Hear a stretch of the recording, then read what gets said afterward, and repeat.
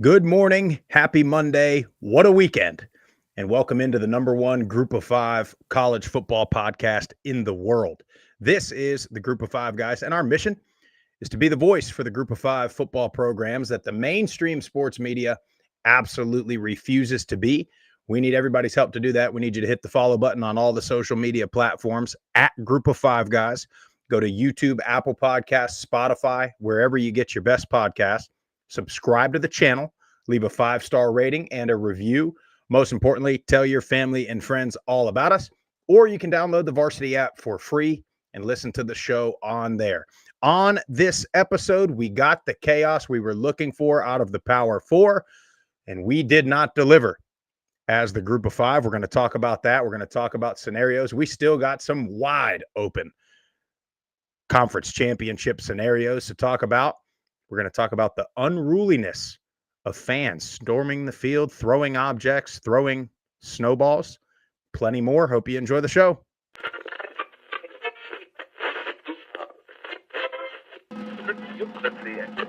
Have you had it from somebody born and raised in Lafayette, Louisiana, at a tailgate? Doubt it. I said Michael Pratt has got to show up and play, and boy did he. 394 yards, 4 touchdowns, 48 rushing yards on the ground, and another touchdown. Projected getting drafted between the first and third round, that's incredible. That's impressive. The wide receivers are absolutely stacked for the Group of Five. Yeah, I really appreciate you do for the Group of Five programs, and I think it's great. I think we should get more of this. But you guys are on the forefront of this, and so I'm thankful for this. I'm glad that you're talking about the Group of Five because I think they get overlooked. But it's a ton of fun to watch a guy go to the NFL from a Nevada or a Colorado State or a Middle Tennessee or an App State, and fans follow that kid.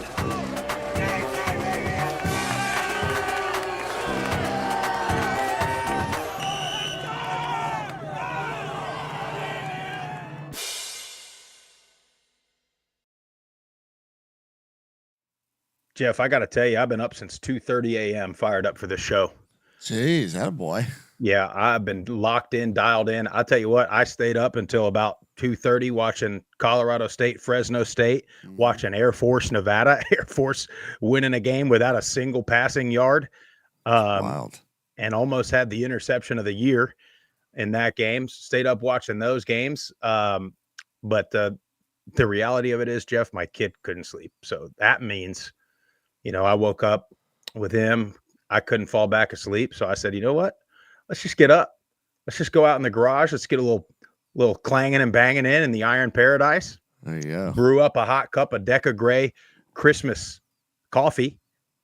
Look at you. Can you see that there? Can you see that Got mug the Christmas mug out. Yeah. Got your Christmas decorations out. Thanksgiving hasn't even happened yet.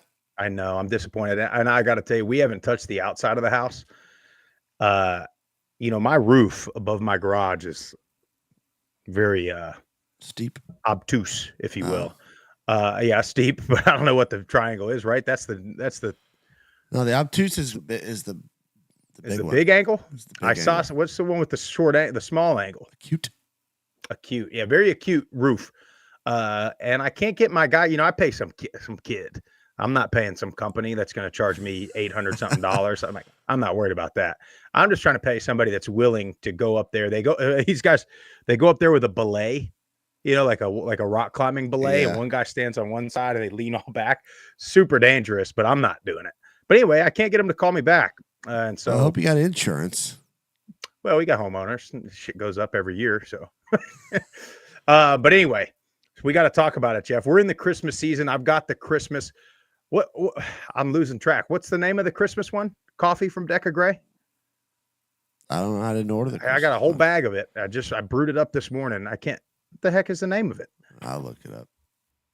Hold on. Before we go any further, we got to look this up, Jeff. I got you. Give me a second.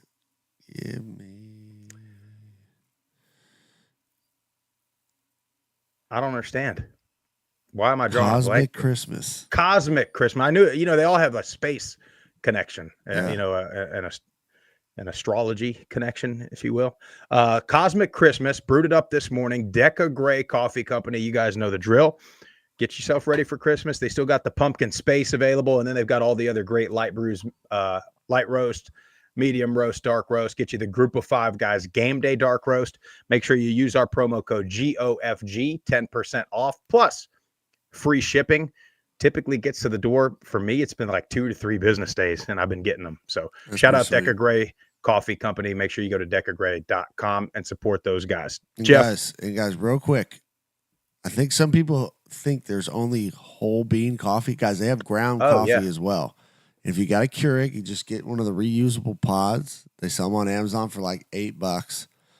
Machine, dishwasher safe. You just fill them up, pack it, throw it in there, reuse it. It's great. So they have ground coffee as well. It's not just whole bean. Yeah, that's what we get is the ground coffee. Now I don't do a K-cup. We've got, just the reusable filter type of deal, but that's what we brew up every morning here in the household. But Jeff, we got to talk about this. You know what happened on Saturday was a large scale of what happens to every Group of Five team on a yearly basis. It reminded me of Group of Five team, right?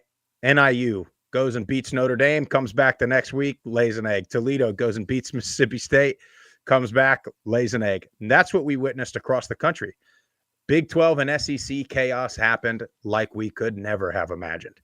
BYU goes down. Colorado goes down. Ole Miss goes down. Alabama goes down. Indiana goes down. And what does Boise State do? Looks about as pedestrian as they've looked all season long. Mm-hmm. And then you get Army. And then Army lays an egg against Notre Dame. So I can't come on here in good conscience and say we deserve to have a top 4 team.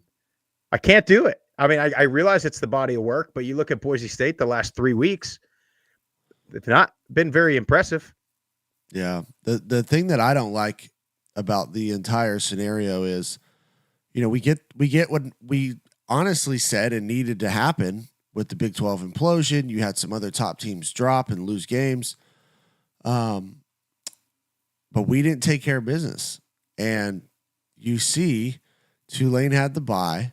Well, I guess we're not really a long week because they're playing on Thursday. Yeah. And then you get Arizona State who jumps up. The committee, or the AP, because the committee and AP has been pretty lockstep. Yeah. Arizona State jumps Tulane. So they're at 14 right now. Iowa State jumps, and they're at 17. And I get it. Tulane didn't play. Yeah. But I don't think that Arizona State and Iowa State played so much better that they just deserve to jump. Now, I'm hoping if Memphis can take care of business, or not Memphis, I'm sorry, Tulane takes care of business against Memphis on Thursday, hopefully Tulane will continue to rise because I want Boise, I want Tulane. It's looking like that's going to be a stretch to get 2 of our reps in, and we knew that, honestly, the entire year. I just starting to smell a little collusion. Yeah, here. and, we would have had a strong chance had Army simply played close against Notre Dame. But there's no way around it. I mean, they got smoked. I mean, Notre Dame, you look at their first couple of drives, you look at just their run plays, they're popping them 9 yards, 12 yards, 13 yards. Gashes. That's the sign of just getting physically beat up. And that's what happened. And look, it's not a shot at Army. That's just Notre Dame historically, right? Big physical offensive line. Any of the academies, you're going to be a bit undersized, right? And I think we saw that happen. I also think that Army, I was texting you before, it seemed like Army kept trying to beat Notre Dame to the edge, and that wasn't happening. No. And it's funny, we talked about it. We literally said exactly on Friday, what did I say? I said, hey, if they get down 14-0 real quick, they can't get away from what they do. And they didn't. And they went back and answered.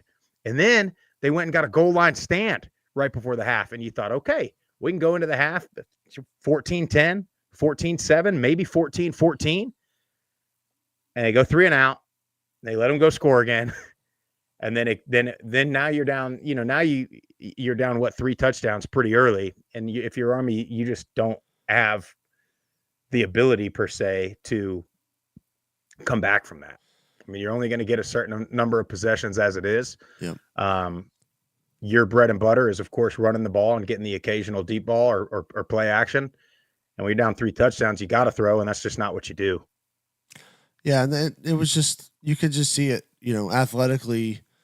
Every time they try to get to the outside, Notre Dame was fast enough to beat them. They couldn't get outside, and that I just felt like they weren't getting any type of a push up front, offensively, on the defensive line in the trenches. They just got physically beat up, and that's what it was. And not that this point I'm about to make, it's not why they lost the game, but I did notice a lot of slipping on that field by both teams.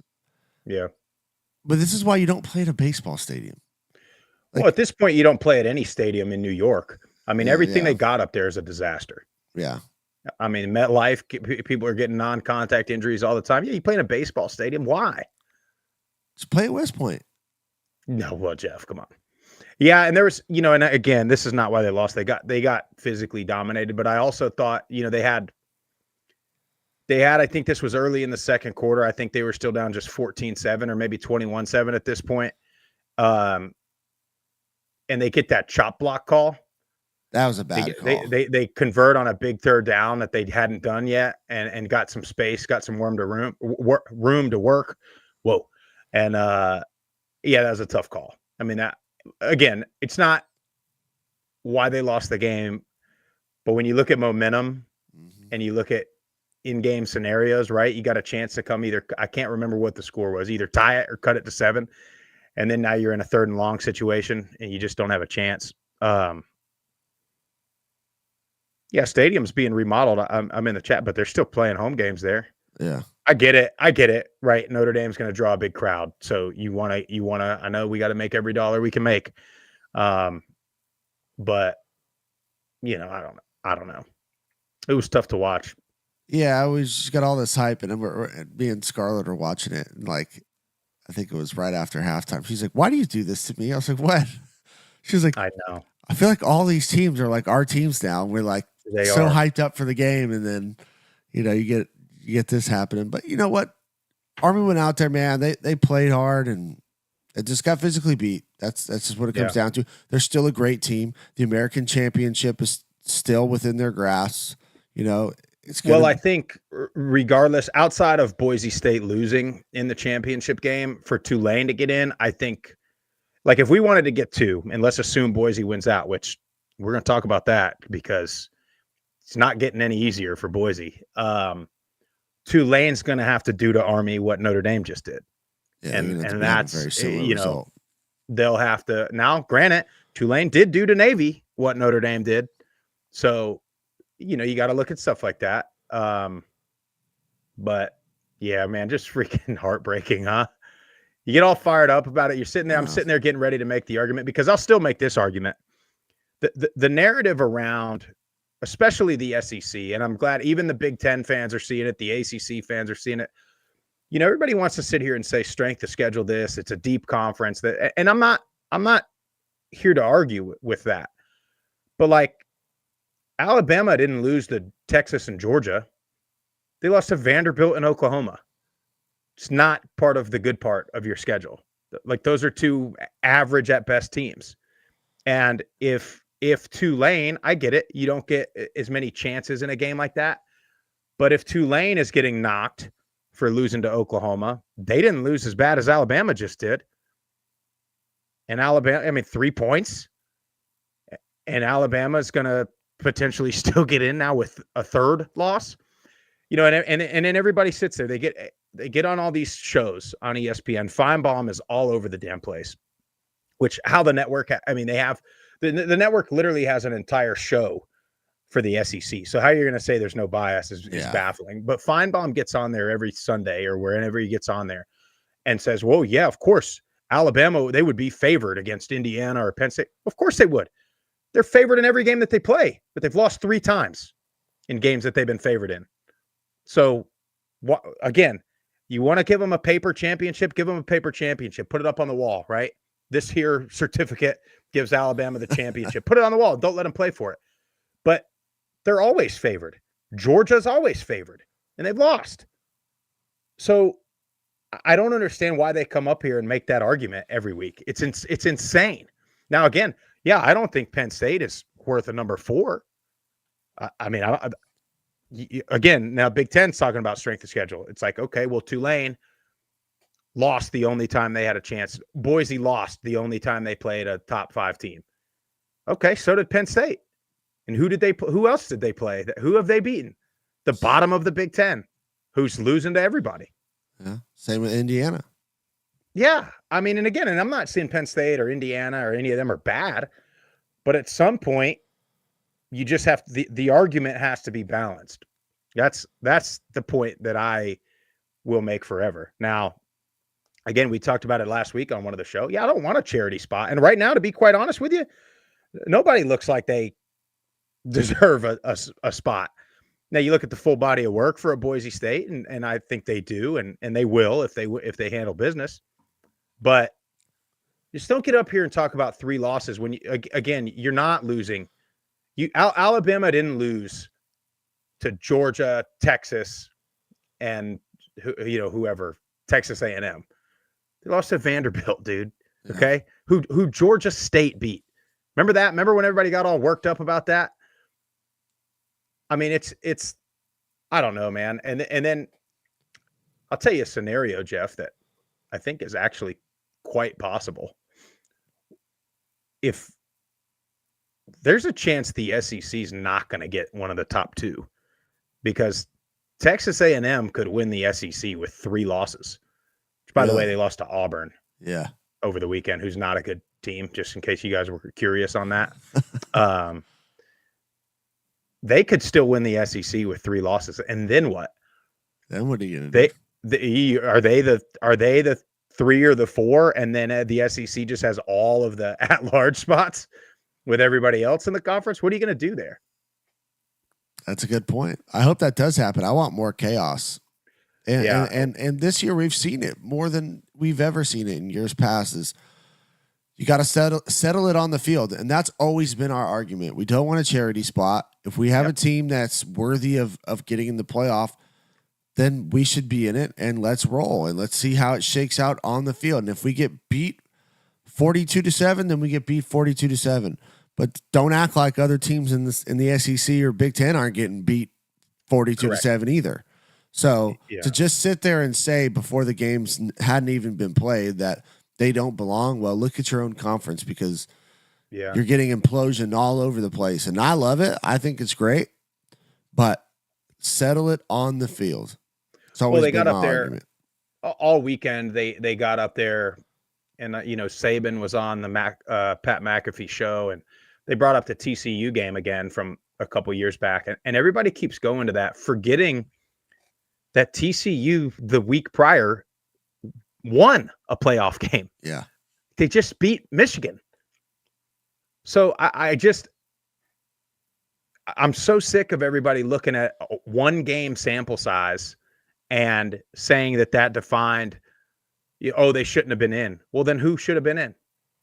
Michigan was in, and everybody thought Michigan was going to win the whole thing.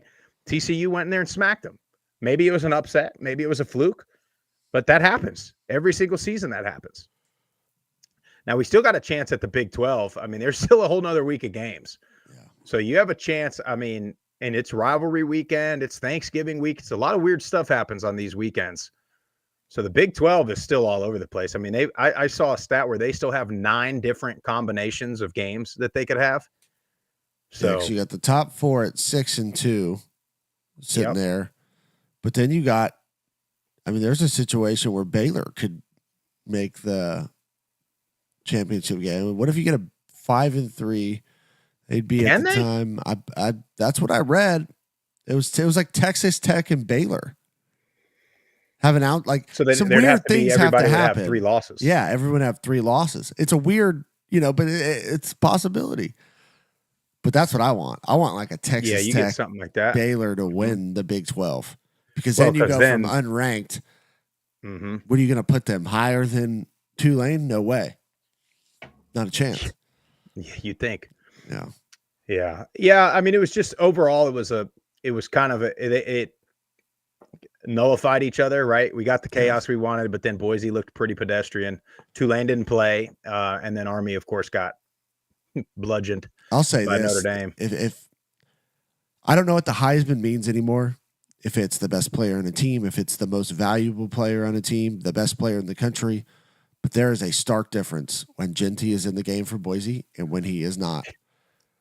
I mean, he was hurt, and you could see it.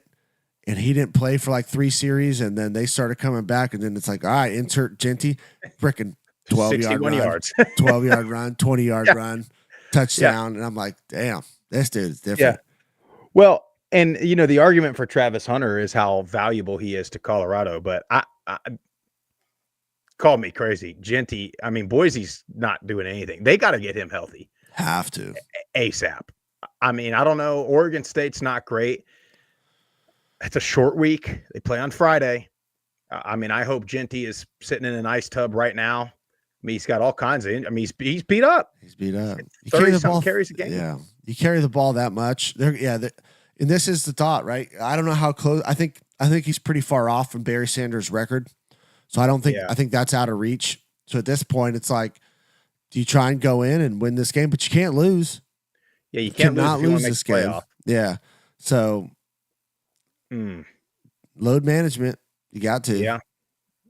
Yeah. I mean, I think what's been bugging me about Boise for a while now, and we've talked about this, it's like they're forcing the issue with Madsen. I feel like, and I get it. They need him, right? Because if they do get into the playoff, or assuming they play UNLV again in a couple weeks, their defenses are good enough to where Genty's not going to kill you, right? He's going to do what he does, but he's not going to go for 250 or anything crazy like that if they stack the box and sell out for him.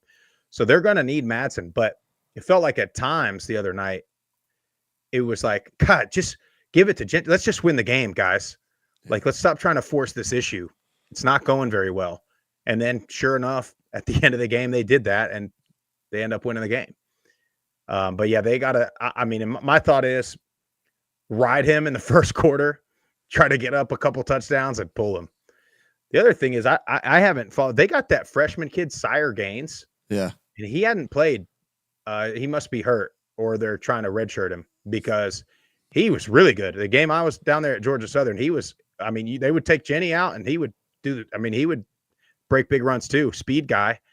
So I wonder what his deal is. Can they use him still? Are they trying to redshirt him? Is he hurt? I don't know. So I don't know, man. But as far as the Heisman, I mean, I think at this point, it's got to be a 3-man race. Genty, Hunter, and Dylan Gabriel probably. I mean, Milroe, he's out of there. I mean, did you see him try to slide tackle that guy on the pick 6 he threw? No, I didn't watch business decision. These guys are making so much NIL money. He throws a pick 6, Jeff, and he's running down the sideline, and he's got the angle, and then he slides and tries to trip him instead of hitting him out. All you had to do is give him a little shove, would have pushed him out of bounds. Absolutely embarrassing. It's almost as embarrassing as NIL collectives now reaching out. Isn't that wild? Reaching out to no, I'm sorry, not NIL collectives, agencies, player agencies reaching out to collectives, basically shopping their players around. Yep, it's ridiculous, man. Yep, it's bad advice. We've been saying it since this NIL thing started. You got slimy people in these kids' ears.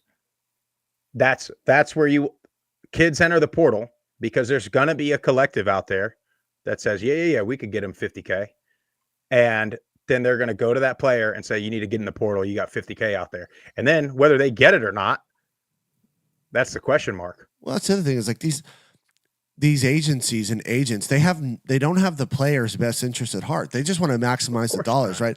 They don't know what the openings on that roster is. They don't know whether who this player, how is he going to fit into this culture? Like they don't know any of this, but they're just reaching out to collectives, trying to shop players around. Yeah, we got to get it. NCAA. I know you basically have no power at this point. You got to do something. You got to try and figure something out to get this under control because season's not even over yet. You got teams still playing for championships, potential college football playoff spots, and you got this stuff going on. It's a freaking distraction. Yeah, well, you just wait until after this coming Saturday, Jeff, when all the coaching spots open up and the regular season's over and everybody's firing coaches, and you're going to have teams looking to win a conference and make a playoff. You're going to see their coordinators getting shopping around. You're going to see some players getting in the portal, sitting out. I don't like it. I don't like it one bit. You know what else we got to talk about, Jeff? What you got? We had many, many instances over the weekend of fans rushing the field. And then, of course, you have the App State fans throwing snowballs at James Madison. Here's the thing. Rushing the field, first of all, it's done way too often now. I hate it. I mean, they're doing it anytime you win a big game now. It's not, it used to be, you're unranked and you take down number one or something, rush the field. But what's happening is these kids, which there's nothing that pisses me off more than people like this. Because I caught the end of that BYU game. And first of all, what a mistake that was to let the Arizona State fans stay on the sideline. Because as soon as that ball was blown dead, they were on the field. Yeah. BYU receivers on the ground. And you got Arizona State fans like these kids, right? Phone in their face, saying whatever they're saying. Nothing pisses me off than people like that, right? More than likely, never done anything athletically. More than likely, if a player pushes them, lawsuit coming, right? And they instigate and they instigate and they instigate and they run their mouth. And then what? They call up their lawyer or they call the police or something. It's like, you got to understand and on the other hand, right? Players, you got to be able to control your emotions, but emotions are so high. So high. It's a game like that where it's not, it wasn't over, right? It wasn't over for 10 minutes. They took a couple knees and they knew they were going to lose. They had time to kind of calm down. It ended on that play. And you're going to get in somebody's face or you're going to push them or you're going to call them a name or you're going to say something to them. I mean, I'm sorry, man, but at some point they need to be checked.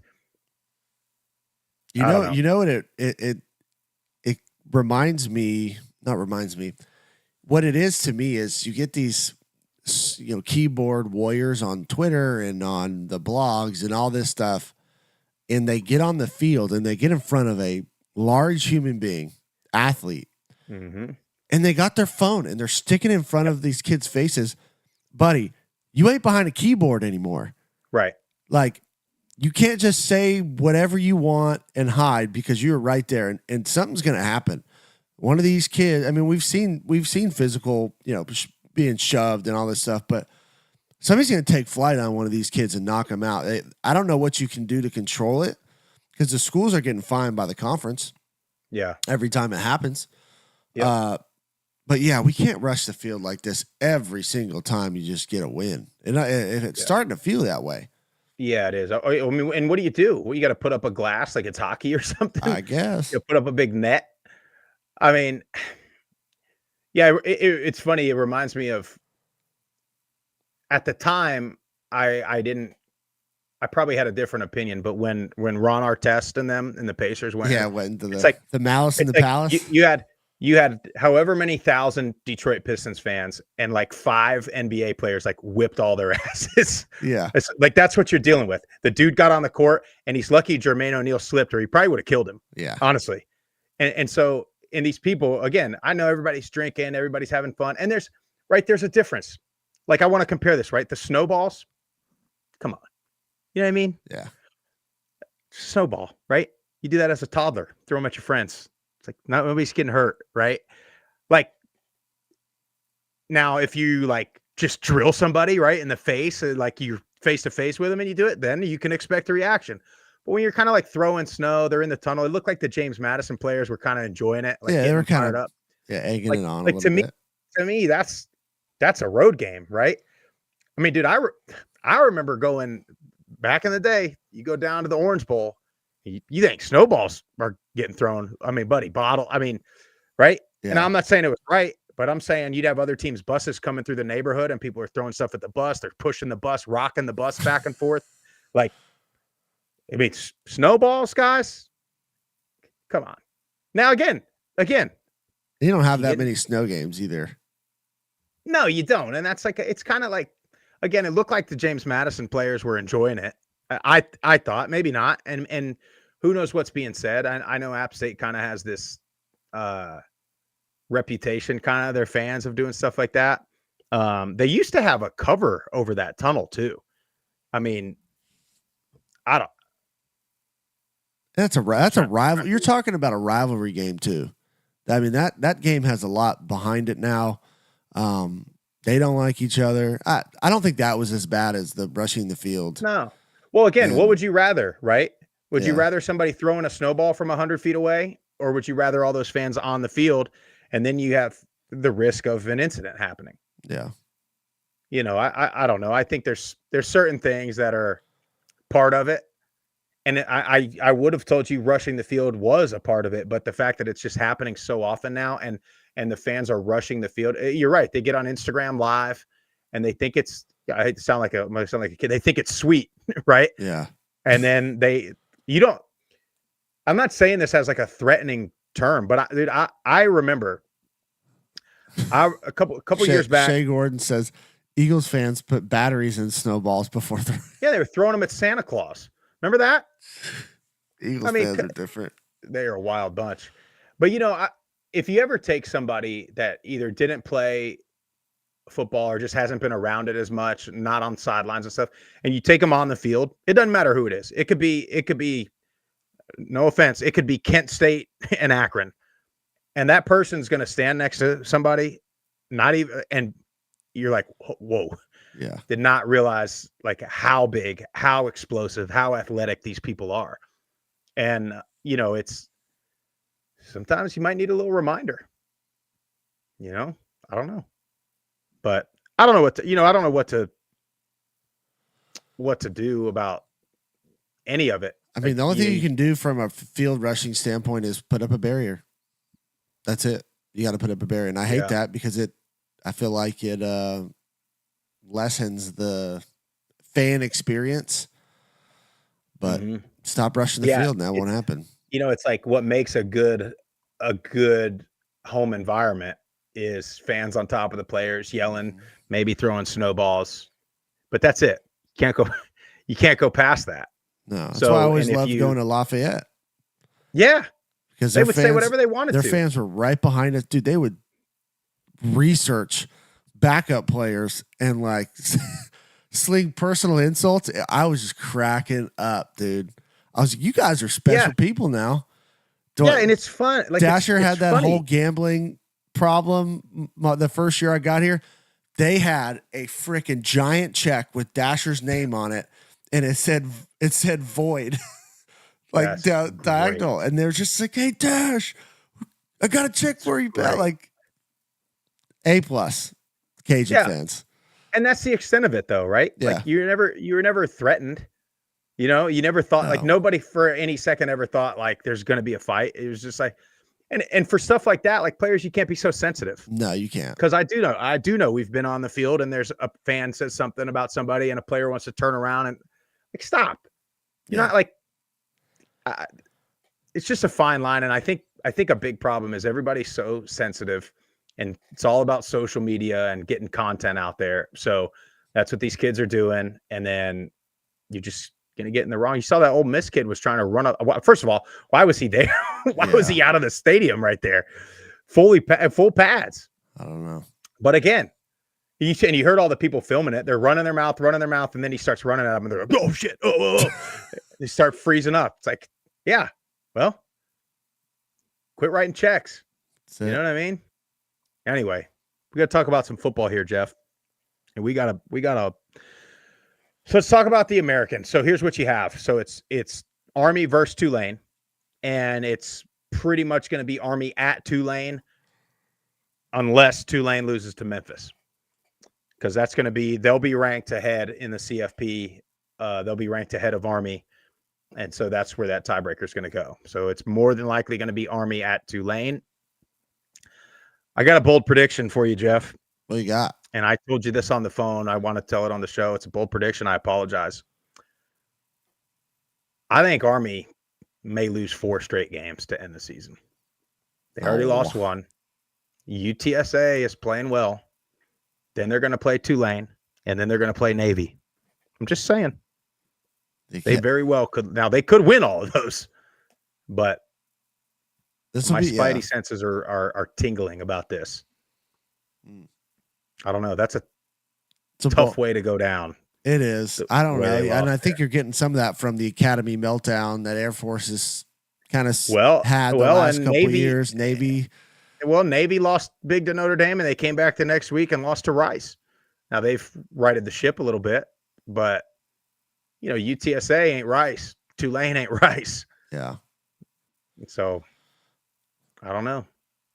We'll see. They're vulnerable. We'll see what happens, though. Their next game's going to be a big game. Yeah, and I think that game is big, not only for them, but it's big for Tulane, too. If it's big for the American as a whole, really.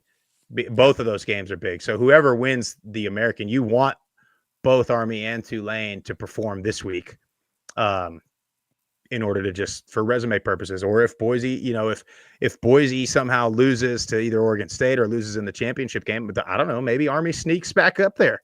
Yeah. If Army gets that win. Well, here's my take on that, too. It's like you can't – I know they didn't look great against Notre Dame, and Notre Dame's they're ranked 5 in the AP for a reason. They're a good team. They're big. They're physical. They're fast. They got all pieces.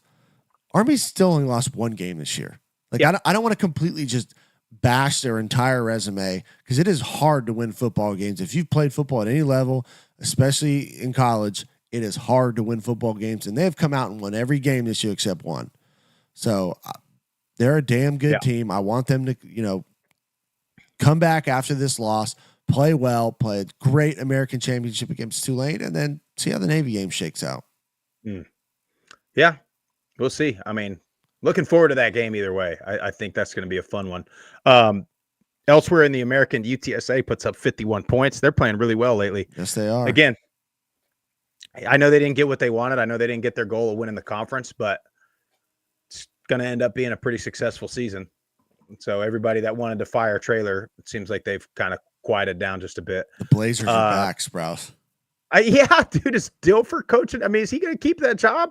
I think he's going to keep the job because they can't afford not to keep it. Right. But hey, man, 40 points for the Blazers in front of. Did you see that crowd?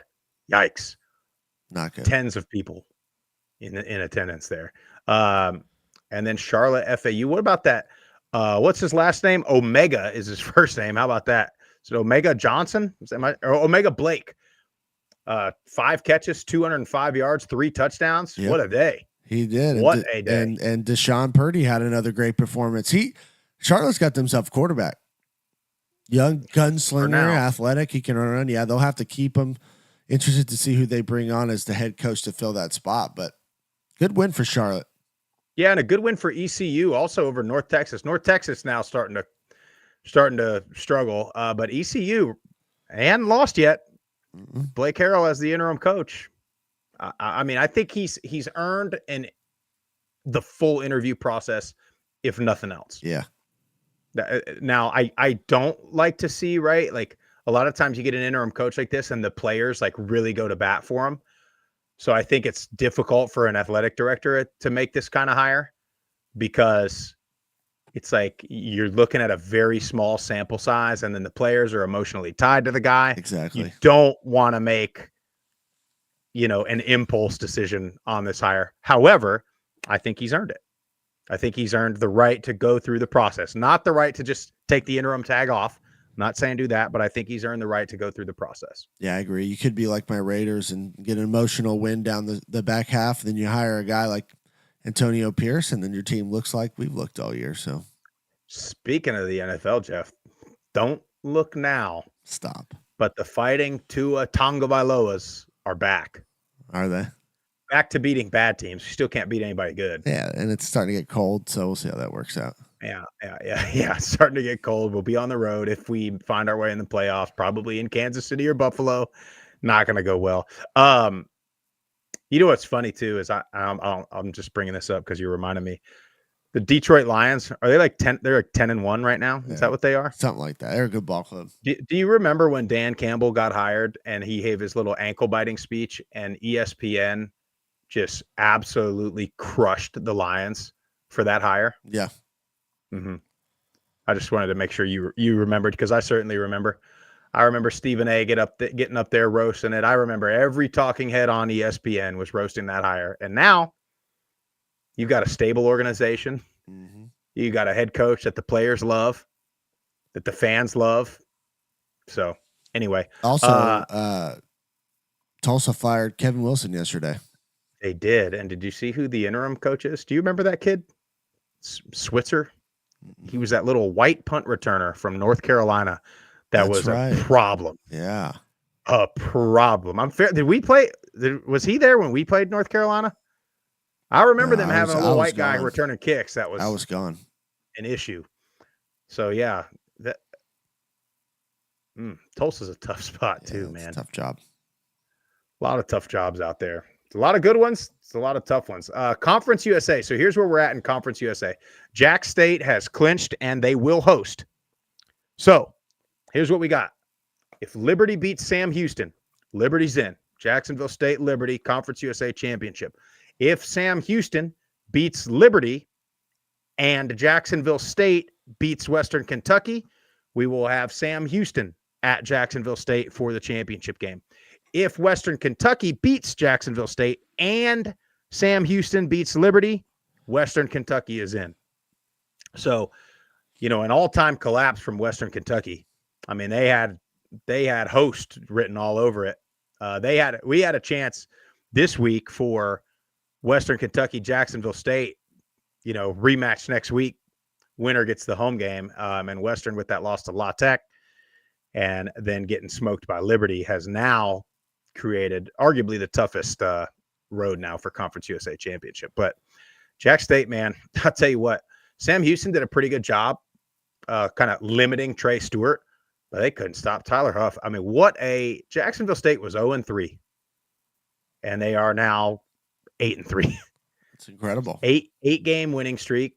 I think it's the second or third longest in the country. But yeah, I mean, that Tyler Huff, Trey Stewart combo is special. Shout out Rich Rod. Shout out Tyler Huff getting it done. I mean, you literally changed the course of your entire season by getting him in there and giving him a chance, and he's ran with it. And that's what you want. You got to be ready for your opportunity. If you're a backup or you didn't win the job initially, there's so many things that can happen throughout the course of a season. Like, you get your opportunity, you have to make the most of it. You can't sit in the dumps. You can't be upset because you feel like you should be the guy. And like, coaches, they make bad decisions just like everyone else. Sometimes they think a guy looks great and he might and can't, but you start getting live bullets, man. It's a whole different ball game. So be ready. So shout out to them. And then just want to say, Liberty, the way they need to play. Go ahead, Jeff. They need to view themselves as a triple option team. Like, that's how they need to play style of football. I think last year, Salter, he's a good thrower of the football, but he's not going to sit back and be able to go through multiple reads on a pass play. It's just not him. You need to pound Cooley, which they did, 24 carries, 166 yards, 2 touchdowns, and they run so much, zone read with the motion coming back, and you run option off of it. That's, to me, who they play like, and they need to play that way. And when they get outside of that, that's when they get in trouble. But when you play that way, you control time of possession like the academy schools do. You can go play action every once in a while and take your shot, but you're a running team, play good defense, and limit the possessions of the opposing offense. That's what you do. That's what they need to play like. Yeah, I mean, they only threw it 11 times with Salter. Yeah. I mean, they got 3 turnovers. Yeah, Velkamp threw 3 interceptions. I mean, that's not going to get it done. Mm-mm. You wonder for Western Kentucky, right? I mean, Tyson Helton was linked to the East Carolina job a couple of weeks ago. So you never know. If they go lose this weekend and then Helton's in Greenville the next day, then you'll know. You'll know that they've known about this for a while. But I don't know. Maybe that's if he's not the guy, he's not interviewing well in his last couple of games. So wait, did West Virginia fire Neil Brown? I don't think that that's true. So why is he being linked to a job that's not open? No, East Carolina job. East Carolina. You said, well, I was like, okay. Did My I say bad. West? Maybe. I don't know. I don't think I said West Virginia, pal. I'm dragging this morning. Anyway, well, Sorry. West Virginia, I don't think they did fire It him, was but East Carolina. It was and East Barry Carolina. Odom was linked to the West Virginia That's job. what it was. That's what I got my wires crossed there. No, all good. But yeah, so I mean, Liberty looked good. Liberty looked like Liberty that we thought they were going to be all year long. So we'll see what they can do this weekend. Jeff, you were in Murfreesboro this weekend, Yes, weren't I you? was. We got to get it over with. You go rip the Band-Aid off, get the season over with, and then we will judge the hire and the staff after next season. Yeah, then I think you can start at least making reasonable assessments. Comments. Yeah, exactly. Kennesaw State got a win over FIU. Second win for Kennesaw. Big win for Kennesaw. You just, wonder if this stuff with the kid and his written notes that he posted about how the locker room is with Mac. Yeah. Is any of this becoming a distraction? Yeah. I don't know. But FIU is a more talented team than Kennesaw. Yeah, they are. I mean, and they'll, now you're going to go into another year. Are you going to be able to keep Kewan Jenkins?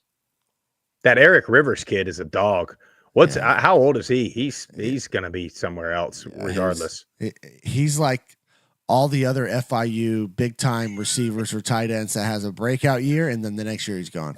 Yeah, and then goes on to the NFL, and you're wondering where they came from. I mean, isn't Jonnu Smith a FIU guy? Am I making that up? The Dolphins tight end.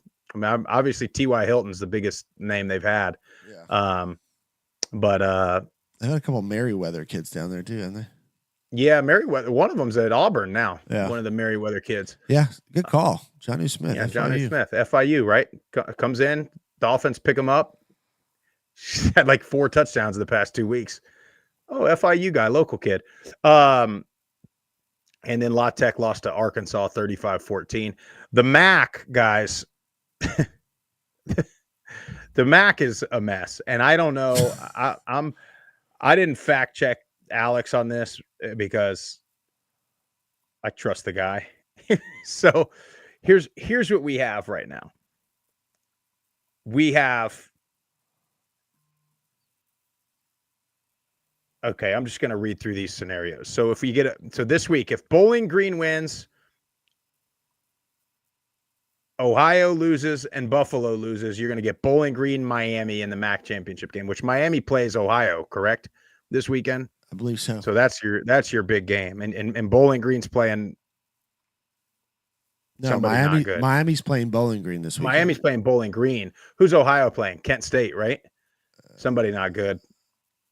They are playing. Oh, come on. Ball State. Okay. So Ohio, more than likely, right? You're going to get Ohio versus the winner of Miami Bowling Green. Yeah. But there's some other scenarios because Buffalo is still mathematically in this thing. So here's how Buffalo gets in. They get in with a Bowling Green win over Miami, an Ohio loss to Ball State, and then a Buffalo win, which to me is, then you're going to get Bowling Green versus Buffalo in the championship game. Then there's another scenario where if you get Miami wins, Ohio loses, and Buffalo wins, you're going to have some weird tiebreaker where it's going to be Miami versus whoever. Some computer choice. Yeah. I'll tell you, sometimes I think we need to go back to the computers. If we were in the BCS era right now, I mean, to be honest, I don't know that there's like if we had 4 playoff teams, like I don't know that there's 4. Like that's the thing that's killing me with this whole strength of schedule argument. You got to be nuts if you think like the old SEC argument, right? We used to always say, oh, they're riding Alabama and Georgia's coattails. And now everybody's like, well, look, Ole Miss is just as good now. Texas. No, they're not. Bama and Georgia are just worse than they were. They can't hoard. I mean, they just can't hoard all the talent. That's exactly Everybody else right. is the same, which is what we've been freaking saying for 4 years, Jeff. Everybody's the same. And now Bama and Georgia, for one, Bama doesn't have Nick Saban. Big deal. Yeah. Okay. And they just can't, they're not able to hoard all the talent. So the talent is spread out a little bit. And so when Ole Miss is kind of good, they can go beat Alabama or beat Georgia because they're not as good as they were. Like this whole strength of schedule about, the SEC just beats itself up. It never happened before. Georgia and Bama just used to beat up everybody else. That's how it was before. Bama and Georgia weren't having 4 losses in the old days. They might get one. Might. I mean, it's crazy to me that people are sitting here saying this strength of schedule. Look how deep the SEC is. Vanderbilt. No. They're just not as good. The top teams are not as good as they used to be. That's what we're dealing with. Yeah. Anyway, I don't know how I ended up on the SEC again. That's all right. But so Bowling Green beat Ball State. Harold Fannin, that guy's a monster, man. I mean, we got a chance to see him live. I mean, he is super athletic. Can catch every pass. He's going to be playing on Sundays. Yeah, he 100% is. You got to look at the Mountain West here. So Boise is in. So Colorado State now lost. So if UNLV beats Nevada and Colorado State beats Utah State, they will be tied, which it'll go to like a computer composite rankings, which is going to be UNLV if that happens. Is it not the highest ranked or no? I thought it was. Well, I think it's based on. I thought UNLV would get it because they're ranked. Because they're ranked in the CFP. Yeah, I think you're right. I think you are right. Because they'll have the same conference record and everything. But then it goes to the rankings, so it'll be UNLV in that scenario. Boise's already in. It's at Boise. Boise's done with conference play, undefeated in conference. So for Colorado State, they need to beat Utah State and hope UNLV loses to Nevada. Now, I'll say this.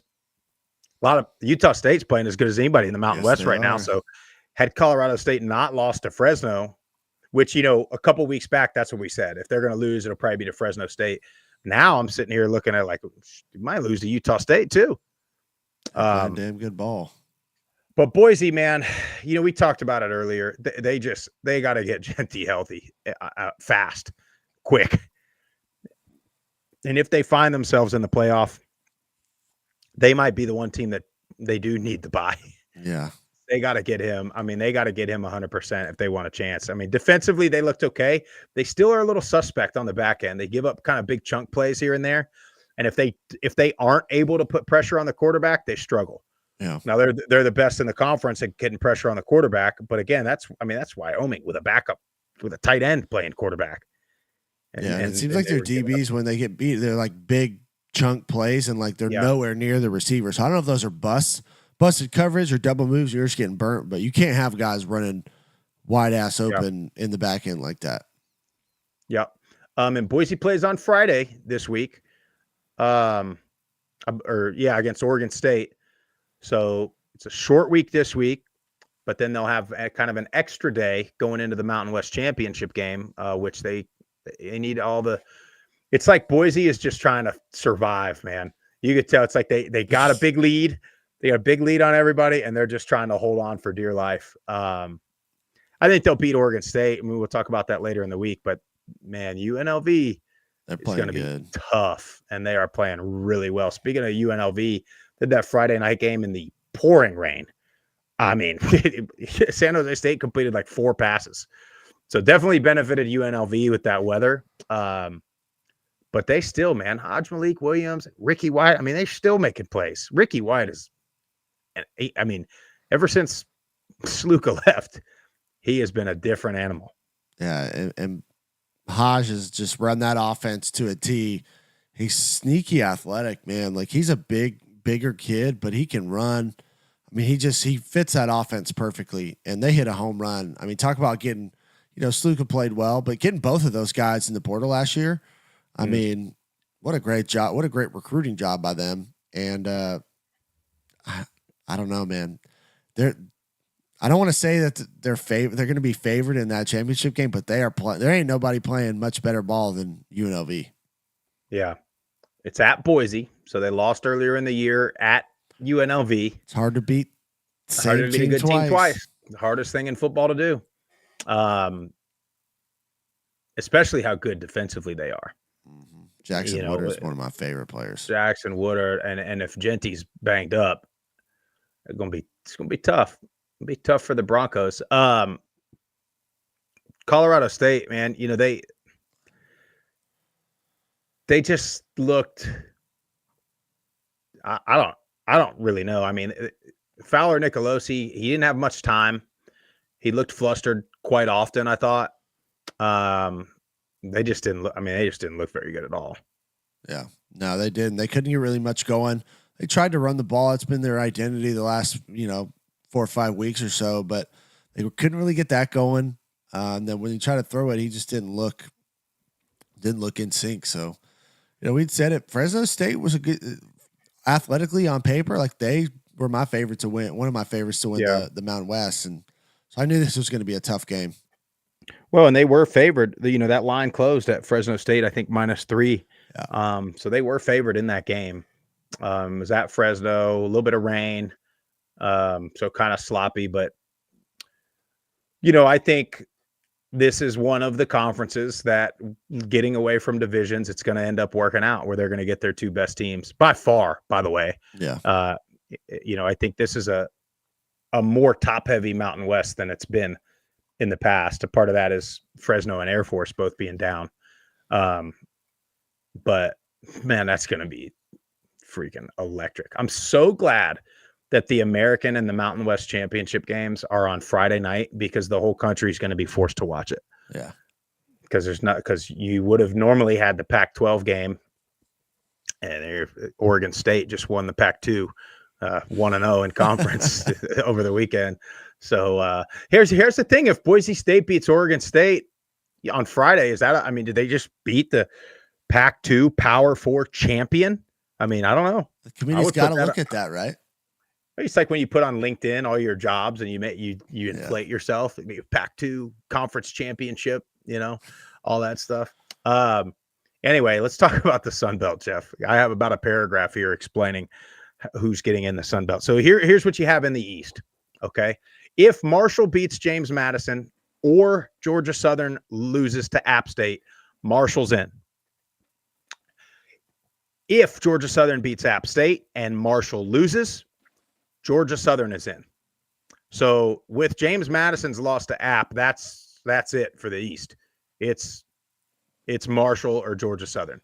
So Georgia Southern has the head-to-head. So if they end up tied, Georgia Southern gets in.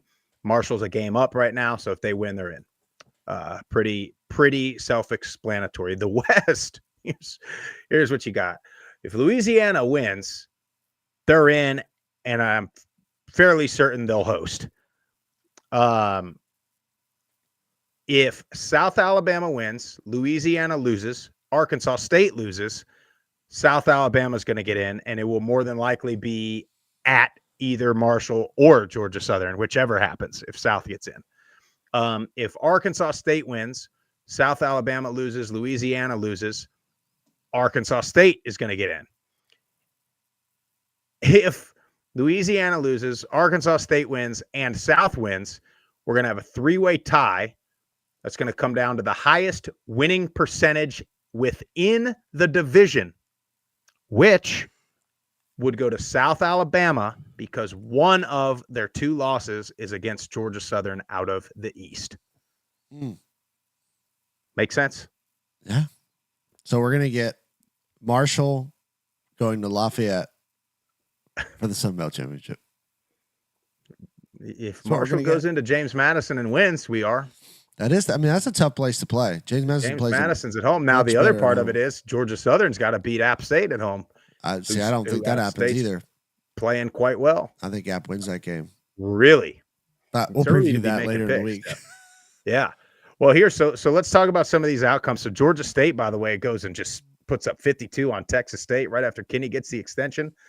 Not good for Texas State, but good on Georgia State. It's a big win, big momentum win going into the end of the year, yes, right? It's what you want for somebody like that. Marshall and Old Dominion, Braylon Braxton and Colton Joseph, they put on a show, the two of them, running the ball, throwing the ball. I mean, Braxton, 210 yards passing, 140 yards rushing, 4 total touchdowns.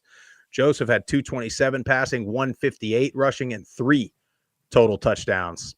But Jeff, I've been saying it for 6 or 7 weeks now. Marshall's the best team in the Sun Belt. I mean, I believe Careful. that wholeheartedly. Terry's got something to say, I'm sure. Terry, no, he doesn't. He thinks Louisiana's ranked too high no matter what we put him at. Yeah, And I have Marshall ahead of them right now. But Marshall, look, you go back and you look at Marshall. First of all, they had 3 different quarterbacks playing at the beginning of the year. So this is what all your Power 4 people make excuses when they lose to a Group of 5 school early or when they don't play well. But the same goes for us, right? With Marshall had 3 different quarterbacks playing at the beginning of the year. And they were down 28-14 to Ohio State, right, at halftime. And they played them well. They were up. I mean, they went up 7-0. I know that's early, whatever, but they played tough against Ohio State. Real tough. Then they played Virginia Tech at 17-14 halfway through the third quarter. I know Virginia Tech's not great, but a lot of people thought they were going to be in the ACC championship game. They had the game. They had the controversial Hail Mary against Miami. So they've been a decent club now. So you lose that game, and then you have, in my opinion, a very fluky game against Georgia Southern, where you blow a 3-score lead on an intentional grounding in the end zone and then 2 straight fumbles. And Georgia Southern's backup quarterback, who's not even on the team anymore, has a field day. So Marshall very easily could be a 2-loss, if not a 1-loss team right now. And they're playing well. I mean, they got one of the best pass rushers in the country. Now, again, I say all that. You can go to Harrisonburg, and a lot of things don't go the way they're supposed to when you got to go to James Madison. And they play better. They play really well at home. Yes, they do. And so does, Marshall. Granted, it was against the best teams on their schedule, but a lot better or a lot worse on the road than they are at home. Yeah. And it'll be senior day at James Madison. A lot of narratives in that game. A lot of narratives. Conference championship berth on the line. Marshall still is sort of hoping they host. I guess if they win and Louisiana loses to Monroe, I guess they'll host regardless of who they're playing. So I don't know if is there a scenario where if Louisiana loses, I guess if everybody loses in the West, then they still would be in. Yeah. Yeah. And then you look at James Madison and App State. I mean, outside of throwing snowballs on the field, James Madison couldn't get – App State has solved their explosive play issue on defense. I think the biggest play James Madison had was 34 yards, something like that, which that's a big play. But, again, you go in the first half of the season, they're giving up 70-yard touchdowns on multiple 1- and 2-play touchdown drives. I mean, for the whole first half of the year. And, you get that fixed, and you're a pretty decent ball club.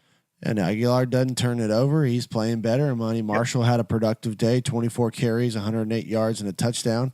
Hey, they're 1 win away from bowl eligibility this year. So they got something they're going to be playing for. And then he just got the rivalry game for them with Georgia Southern next week. If they go beat Georgia Southern, I think Sean Clark, he may anyways, but I think he buys himself another year. For sure, if they go beat Georgia Southern and then win a bowl game, 7-win team after starting as bad as they started, and dealing with what they've dealt with, yeah. Arkansas State gets the win against Monroe. It's funny, man. Arkansas State, it's like you watch them and they're not very good, but they're what are they, 8-3 right now? 7-4. I mean, they're pretty good record wise. They're good. They got a chance to be in the conference championship game. This Sun Belt is just insane. Wow. And Jalen Rayner with a great performance. What's that? Said Jalen Rayner with a great performent. 170 yards, 3 touchdowns, no picks. And he was the reason some people were high. I think I literally on our preview, I put every single team in the Sun Belt as a dark horse. Pretty sure I did. Spot on. Yeah. It's just spot on. Every one of them. But except I don't think I had Monroe, which I should have. But yeah, Rayner was the reason people were high on Arkansas State going into the season. So they, going into the last week, if you had a chance to be in the conference championship game, that's what you want. You're playing meaningful football on the very last regular season game. You can't ask for any. You cannot ask for more than that. I don't care what anybody says. So you'll take that. Now, the funny thing about fans is, right, if they lose, they'll want the coach out of there, right? We got to talk about Georgia Southern Coastal. Dominant defensive game for Georgia Southern. J.C. French played pretty well. And my question for the Georgia Southern fans, right? They say, oh, Helton can't win the big game. Just won a big one. Just won a very big one. Kept yourselves alive. On the road. On the road. And now you have the biggest one. So that's going to be a good one. Here's how fans are. If they win it, and then, Marshall loses to James Madison, and then let's say Georgia Southern loses in the championship game, they'll go, he knew it. Helton can't win the big game. It's like you got to win a lot of big games to get to the biggest game. So we'll see. But that's going to be this final wild. Weekend of the Sun Belt's just this shaping up to be a great weekend of football. Yeah, this is nuts. And then I'll tell you what, for a long time, or for a little bit, I thought Troy was going to really mess up the season for now 2 teams. But you got to give credit to Chandler Fields. Yes, you do. I mean, QB2 comes in, they score 51 points. He throws for 323, 2 touchdowns. Then they return a kick, score on special teams. I mean, that's a big time performance. That's a big, wait a minute, kind of don't forget about us. Yeah. Sort of game for the Cajuns. Well, Joe Judkins in the chat, he's convinced Louisiana's the best team in the belt. We'll see. We'll see how it shakes out. But I think Troy's got some good momentum to build on. Caldwell played good again. Yeah. I did have 2 picks, but for them to score 30 points against the, probably the representative coming out of the West of your conference, that's a good showing. They got a lot to build on. Yeah, Jeff, be careful with your parlays this weekend, Joe said. I've been one. Don't get me started. I've been one all away. year. All year. All year. I'm like thousands of dollars out because of one team. North Texas 1 week. North Texas, the first 3 weeks of the year. This past weekend was Colorado State, and then the worst Coastal screwed me this weekend too. The worst one, Jeff, is when we were at Toledo at the casino, and UTSA was up by 35 points, and they blew it. That one hurt because all you gotta do is just run the clock out, and you got it. Oh man, Jeff, I think you got a problem. Yeah, I'm gonna have to put myself on probation. Yeah, you're gonna have to call the 1-800 gambling phone number. What is it? 1-800 gambling? Is that what it is? I have no idea. I've never 1-800. I have a huge problem. I've never looked at that number. Well, we got a ton of voicemails to get to. Yeah, we got a bunch of voicemails. You guys keep calling that hotline. We love it. Love to get some voicemails. So Wednesday, there's no midweek games this week. So Wednesday show, maybe I don't know what we're gonna do. We got Tulane, Memphis. Well, Thursday. we'll preview Thursday. We'll preview that game for sure. Love to get a bunch of voicemails. Maybe we need to save a few for Wednesday, Jeff. But you guys call that hotline 615-900-4286. Let's see what we got. Group of 5 guys. This has been definitely not sober now. Boise's been flirting with losing for a couple weeks now. They did it again this week. Was really hoping we could take them in Laramie. I've been rooting for them. I would like to see a Group of 5 team get a first round bye, but of course when they come to Laramie, I'm not going to root for them then. But my boys put up a hell of a fight. Sucks that we were moving the ball early. We were scoring, but Caden Anderson went into concussion protocol. Of course, at that point, we have to put Evans Svoboda back in, and couldn't quite get it done. CSU is going to see him in the Mountain West Conference title game here in a couple weeks. I think, I hate to say it, I think CSU is going to get it done. Boise can't keep doing that every week in and week out. That's just not how it works. But it was nice to watch a competitive game. SVP had us covering the spread, did that pretty easy. I just wish we could have had a pretty positive note to end the season on. Next week, you got Washington State. Who gives a about that? They're going to be part of the Pac-12 next season. Who cares? They're a joke. Everyone's a joke. Mountain West is going to look a whole lot different next year. Go Pokes. Appreciate it, Ben. I think the alcohol was hitting him as the call more was the going phone on. call went on there. Not going to be CSU anymore. More than likely going to be UNLV, which I think even more likely to take Boise down. Yeah. Appreciate it, Ben. Let's keep this train rolling. Hey, what's up, Group of Five guys? It's Brad. Had our last Blue Raider game yesterday. Didn't go the way we wanted to, but someone called me this morning with some inside dope on some NIL that should solve some problems for us next year. So that's very encouraging. But it was a good game day. We got to debut our new little smoking rig we had built. It was finally ready. And I've got a recipe for all you Group of Five tailgaters out there. If you haven't tried this one, it's pork belly cinnamon rolls. Just Google it. There's tons of, I'm telling several recipes on YouTube, things about it. They were as good as advertised. So anybody tailgating this next weekend, it might be the way to go.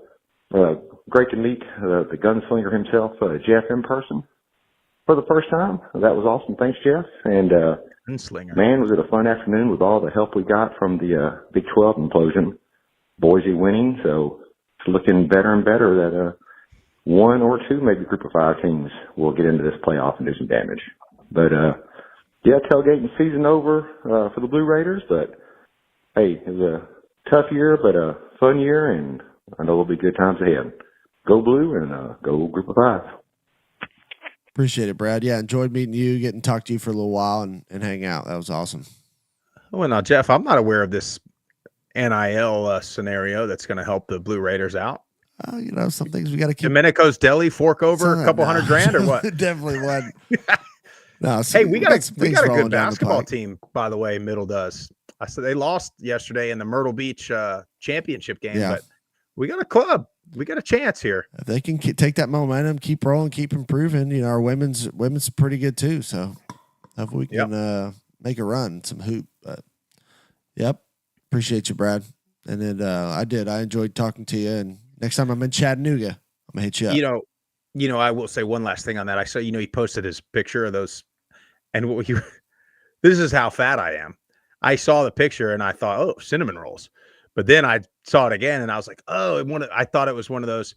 You ever, you can do you can do pork or like a flank steak, wrap it like with provolone or something. And then I was like, oh yeah, that's what it is.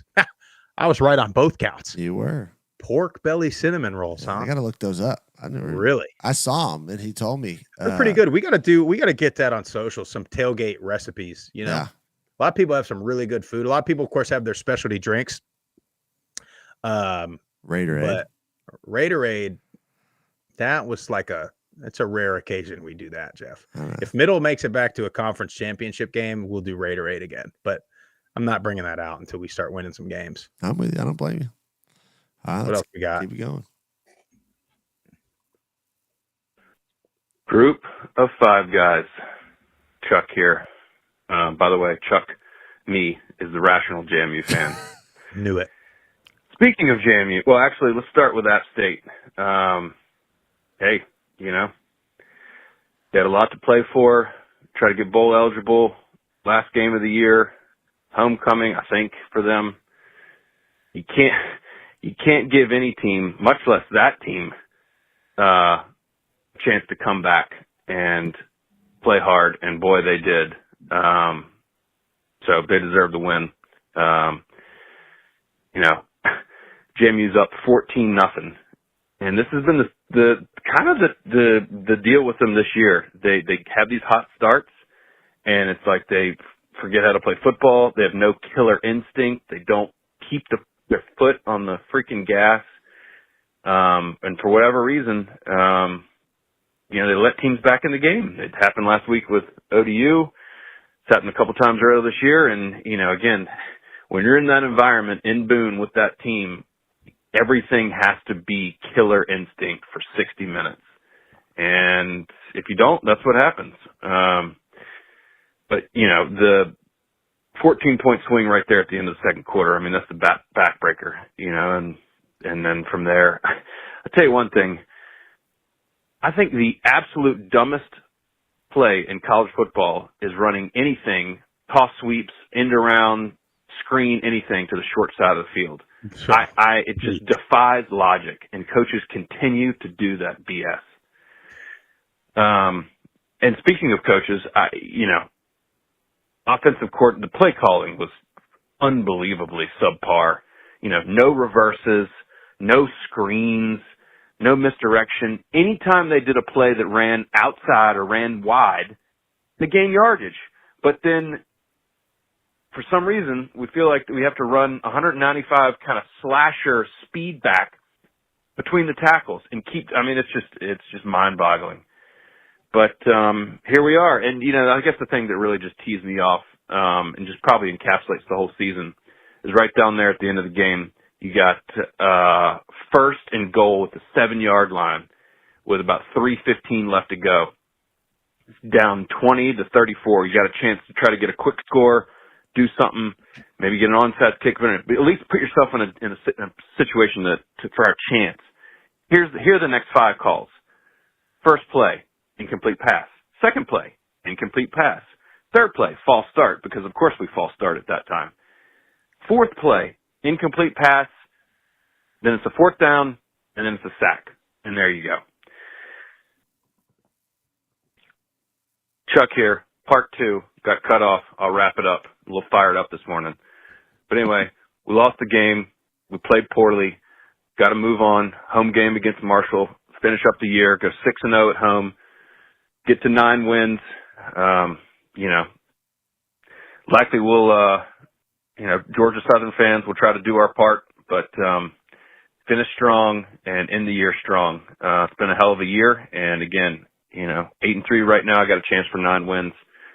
I'd rather be in that spot than half the teams in the country. So anyway, we move on. Yes, we do. All right, y'all take care. Have a good one. Bye. Thanks, Chuck, for great call and clarifying the rational fan. Rational Chuck. That's who we need to label him as. The rational Chuck. There he is. Rational Chuck. And who's friendly? Friendly is, I don't know, the other guy. For James Madison, look, like he said, to have a chance at 9 wins after you lose Signetti, after you lose McLeod, after you lose a ton off the roster, off the defense. I mean, you lose a ton. You lose your coaching staff. Have a chance at 9 wins. I mean, like he said, it could be a lot worse. Could be a lot worse. I mean, you look at the 2, right? It's been James Madison and Troy. I know James Madison hasn't been eligible the last couple of years, but they've dominated the Sun Belt. They both lose really good coaches and staff and some players, and Troy's starting to look better towards the end of the year, but been a tough season. James Madison alive and well in the Sun Belt East up until now, so could be a lot worse. Yep. Appreciate the call, Chuck. Let's keep it going. Group of 5 guys. Iverson Reed. I'm currently walking down 544 back to the apartment. Game's still going on, but I actually did the unthinkable, which I try not to do, but I left. Like, this team down the stretch just has not been up to snuff and just have not played close to football. And I know I agree with you guys, knowing that, it's year 2 with back and everything, but he's lost the fan base. People want him out of here, and even with the firing of Trickett, the offense hasn't gotten any better. If anything, it's regressed even more so. So just watching the regression from 22 to 24, I think there needs to be some uncomfortable conversations had. And from those uncomfortable conversations, I think there need to be some changes that need to be made. Thank you guys for whatever you do. Thank you guys for everything you do. No Group of Five guys. Appreciate it, Iverson. Yeah. I don't know. I think he's fine. He'll be there until next year. Yeah. And if they start off not great, then I think he's really going to be on the hot seat. Yeah, I mean, because next year will be year 3. It's tough. You're right. You have, again, a great coach, and you have a great quarterback that you have to try to replace. To me, that's the tough part. There's that debate, right? Of, well, was he just the system that had him so successful? And then for Chadwell, right? With Liberty not looking as great this year, it's, oh, well, was it McCall? Was it, and yeah, it's both. And then you got to replace both that have been staples there for a long time for the buildup for Coastal. And it's a tough job, and you're in such a balanced and tough conference that, again, yeah, you do. We say this every year for the Sun Belt. You can have a champion that has 3 or 4 losses because they're all too close. There's too much balance. And to be quite honest with you, Jeff, I think that's going to be the thing across college football in the coming years, which I think is good. You're not going to have, you see it this year. You see it at every conference in every division, right? Outside of Oregon, there's nobody that and even Oregon, there's nobody that you're looking at and it's like, that is for sure the best team in this conference. You're looking at every team in every conference and you're thinking, well, yeah, they could probably get them. They could beat them. They could lose here. They could lose there. And that's where my selling point to the fans is the teams are getting closer and closer and closer. Make a difference and show up. Yeah. And you're going to win some games that you shouldn't win. That's it. Appreciate it, Iverson. All right, we're going to try and hammer the rest of these out so we can get them done before Wednesday. All right. Group of 5 guys, Josh Bevel here. What a win. Georgia Southern, 26-6 victory over the Chanticleers. Basically, the Beach Chickens truly don't know what a Chanticleer is. So, Steeple, please help me out. Hey, Steeple, how does the L taste, baby? Let's go. But J.C. French, 25 for 38, 294, and a touchdown. Jalen White, 13 carries, 46 yards, touchdown. Derwin Burgess, 8 receptions, 98 yards. Marcus Sanders had a big touchdown grab. I mean, we had 4 sacks, 4 turnovers by the defense. Didn't let up a single touchdown. Defense had probably their best game all year. Obviously we got to clean some things up just like everybody else in the country. Still got to stop the run. I would imagine App would try to run the ball on us a lot. I'm not 100% sure. But speaking of App, big win by them today. Throwing snowballs at JMU. I thought it was kind of funny, to be honest with you. But, no, I mean, Georgia Southern, big victory. We need some help. ODU couldn't get it done versus Marshall. That was a good football game, though. But, hopefully JMU gets the job done for us next week and beats Marshall, and we beat App State and keep App State out of a bowl game. Hail Southern. Go Eagles. God bless the Group of 5 guys. Appreciate you, Josh. Yeah, big win for Georgia Southern. Big win. Well, Josh, a Chanticleer is a proud and fierce rooster. Apparently, it comes from the Canterbury Tales. So there you go. Huh? A little education there on Monday morning. Yeah. All right. Oh, here you go. Well, hold on. Here's a Merriam-Webster definition. A breed of robust, general-purpose fowls of Canadian origin with small comb and wattles and white or partridge plumage. So there you have it, Jeff. Robust, general-purpose fowl. I'll roll with the Shant. I like the Shants. It's very unique, Yeah, it is.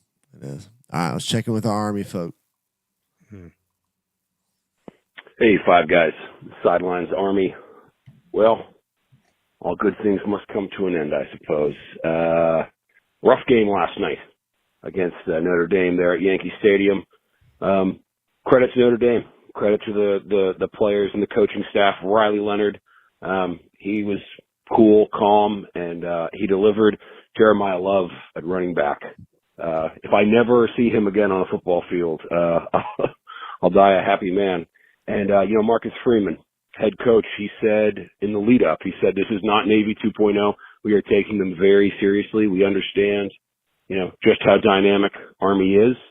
And, it looks like they did. Felt like sometimes they were in our headsets in terms of their ability to predict what play we were going to do. I didn't really think we were, had a big chance to win. I didn't think it was going to end up like that though, but credit to Notre Dame. That's a great ball club. They played a flawless game. And it did. It felt like every play we called, they knew exactly what was happening. They always had somebody staying home. Nobody was blowing any coverages. Really credit to Notre Dame to come out and deliver like that on that stage, and look, I didn't think we were going to win. And you got to dance with the girl that brung you. But I will say, I think going 5 out of our first 6 plays, QB read, on a part of the field that's typically baseball dirt, you could see on the broadcast was chopped up, horribly after warm-ups. Probably not our best call, but, I trust our coaching staff, and I have all the faith in the world in Monken. Look, everybody's going to dunk on Army now because we got run out of the house by Notre Dame. But we're not frauds. We weren't exposed. We were expected to go 5 and where our over-under this year was 5.5, right? We're 9-1.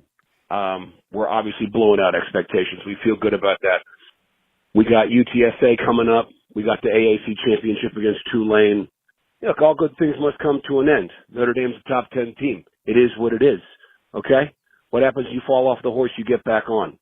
So all in right now for UTSA at Mikey Stadium. Hopefully Tulane can drop to Memphis, and then Mikey can host the championship. If not, it's good news for you fellas. You get to go to New Orleans. All right? Go Army, beat UTSA. Appreciate the call, man. Yeah, I mean, you hit the nail on the head. I mean, that's exactly our thoughts and how the game went. But. Well, you brought up the slipping and stuff, and it's funny. That's the script. First couple plays, every coordinator, every coach has a script, and they're not going to waver from it. Yeah. I mean, it's pretty. I don't really know why they do that, to be honest with you. I don't necessarily like it, right? Yeah, I mean, a lot of it's to make sure you can see what the defense is going to do to different looks, formations, plays, how they're going to play. It helps dictate what you're going to see the rest of the game.